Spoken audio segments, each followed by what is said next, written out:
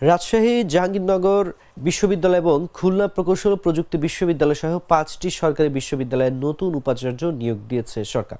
বাকি দুটি বিশ্ববিদ্যালয় হলো রাজধানীর শেরেবাংলা কৃষি বিশ্ববিদ্যালয় এবং নোয়াখালী বিজ্ঞান ও প্রযুক্তি বিশ্ববিদ্যালয়। শিক্ষা মন্ত্রণালয়ের পৃথক 5টি প্রজ্ঞাপনে তাদের উপাচার্য পদে নিয়োগ দেওয়া হয়। বিশ্ববিদ্যালয়ের আচার্য ও রাষ্ট্রপতির আদেশক্রমে জারি করা এসব প্রজ্ঞাপনে অনুযায়ী রাজশাহী বিশ্ববিদ্যালয়ের নতুন উপাচার্য হিসেবে সাময়িকভাবে নিয়োগ পেয়েছেন অধ্যাপক doctor Saleh Hasan Nakib.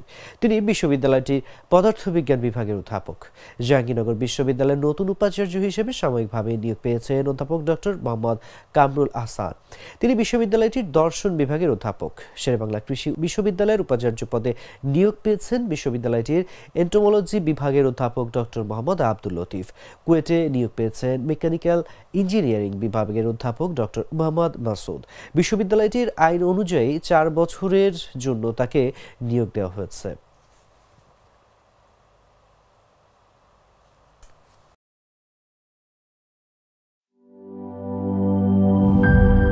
Shea butter ও ভিটামিন ই সমৃদ্ধ lily glam beauty soap. Lily, always beautiful.